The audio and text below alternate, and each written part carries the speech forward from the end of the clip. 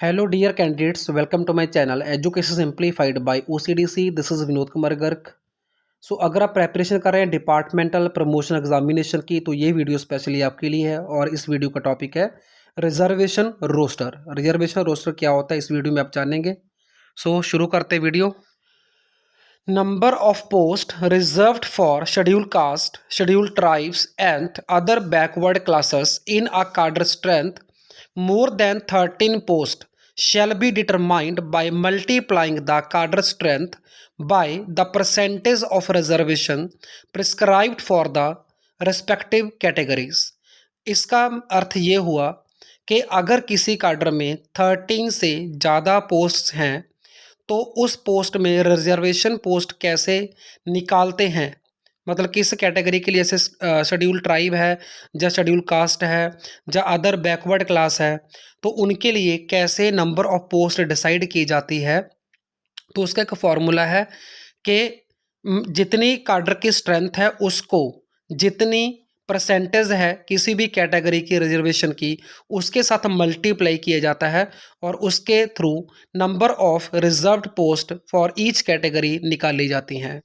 और इस मल्टीप्लिकेशन में अगर कोई फ्रैक्शन आती है तो उसको इग्नोर किया जा सकता है.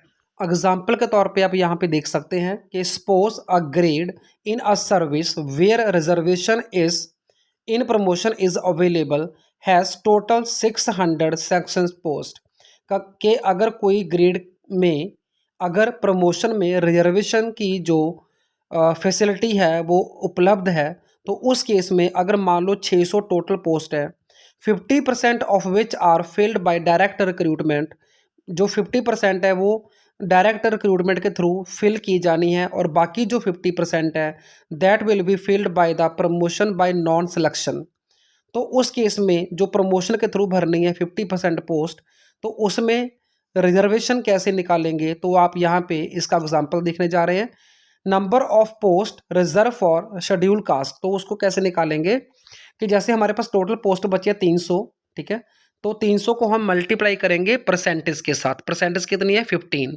This is for the schedule caste. Okay, तो शेड्यूल कास्ट के लिए 15% है तो 300 इंटू 15 बाय 100 से इसको डिवाइड किया मतलब 15% है तो ये हो गया 45. तो 45 पोस्ट जो है 300 में से शेड्यूल कास्ट के लिए रिजर्व हो जाएंगी. और ऐसे ही नंबर ऑफ पोस्ट हम निकालेंगे reserve for the schedule tribes, तो उनका परसेंटेज होता है सपोज 7.5, तो इसका आंसर आएगा 300 इंटू 7.5 डिवाइड बाई 100, तो ये होएगा हमारा 22 पोस्ट.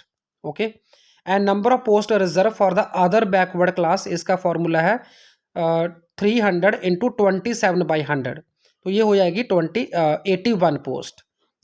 अब यहाँ पे दूसरा केस हमारे पास आता है कि अगर नंबर ऑफ पोस्ट टोटल जो है वो 2 से ज़्यादा है लेकिन 14 से कम है, तो उस केस में रिजर्वेशन रोस्टर कैसे बनता है. तो उस केस में reservation is provided as per the L shaped roster prescribed vide department of personnel uh and training OM number 36012/2/96. तो 2 जुलाई 1997 1997 के तहत जो ये एल शेप रोस्टर जारी किया गया था तो उसके अकॉर्डिंग रिजर्वेशन रोस्टर बनाया जाता है अगर नंबर ऑफ पोस्ट 2 से ज़्यादा हो लेकिन 14 से कम हो. तो उस केस में क्या है, यहाँ पे रोस्टर पॉइंट है 1, डायरेक्ट रिक्रूटमेंट पे आएगा अगर तो ऐसे ही आएगा नंबर 5 पे रोस्टर पॉइंट नंबर 5 पे आएगा, होएगा दोनों अनरिजर्व्ड आएगी, डायरेक्ट भी एंड प्रमोशन पे भी 2 6 दोनों में अनरिजर्व 7 पे है डायरेक्ट रिक्रूटमेंट के थ्रू आएगा तो अनरिजर्व की सीट होगी और प्रमोशन के थ्रू भी अनरिजर्व. हमारे यहाँ प्रमोशन नंबर 4 पे हमारा आता है अगर डायरेक्ट है तो ओबीसी की सीट होगी, वो डायरेक्ट प्रमोशन के लिए और प्रमोशन में होगी अनरिजर्व. इस तरह से आप पॉइंट नंबर 14 तक देख सकते हैं कि कौन सी सीट जो है वो अनरिजर्व्ड रहेगी, कौन सी ओबीसी को जाएगी, कौन सी एससी को और कौन सी एसटी को. ओके, और सिमिलरली आप प्रमोशन वाली सीट्स भी देख सकते हैं according to the roster points. तो ये है एप्लीकेबल उस केस में जब पोस्ट नंबर 2 से ज़्यादा हो और 14 से कम हो. सो आगे हमारा आता है the term cadre strength is used in relation to calculation of reservation maintenance of the reservation register or roster means the number of posts required to be filled by the particular mode of recruitment in terms of applicable recruitment rules। मतलब कार्डर strength जो term है इसका use हम करते हैं सिर्फ इस कैलकुलेट करने के लिए कि नंबर ऑफ पोस्ट कितनी रिजर्व्ड रखनी है किस कैटेगरी के लिए। ओके, और जो टर्म आती है रोस्टर, तो रोस्टर का मतलब होता है number of post required to be filled, मतलब किस मोड के थ्रू कितनी पोस्ट फिल करनी है, कितनी डायरेक्ट करनी है, कितनी प्रमोशन के थ्रू करनी है, तो उसको बोलता है रिजर्वेशन रोस्टर। फॉर एग्जांपल अगर नंबर ऑफ टोटल पोस्ट 200 है तो उस केस में जो रेशो होएगी दैट विल बी 40:40:20, मीन्स कि जो 40% है वो फिल होएगी डायरेक्ट रिक्रूटमेंट के थ्रू, अनदर 40% अगेन प्रमोशन के थ्रू, और जो 20% है that will B through the deputation basis. Next case हमारे पास आता है कि अगर किसी केस में जो वैकेंसी के बेसिस पे ही रिक्रूटमेंट किया जाता हो तो उस केस में क्या होता है कि जो number of post to be filled by direct recruitment होती हैं वो चेंज होती रहती हैं ईयर टू ईयर, तो उस केस में जो रिजर्व्ड पोस्ट होती हैं वो भी ईयर टू ईयर चेंज होएगी ही होएगी। ओके, तो likewise if there is any increase और decrease in the cadre strength, अगर कार्डर स्ट्रेंथ में कोई चेंज आएगी तो नंबर ऑफ रिजर्व जो पोस्ट होती हैं दैट विल ऑल्सो डिक्रीज और इंक्रीज अकॉर्डिंगली।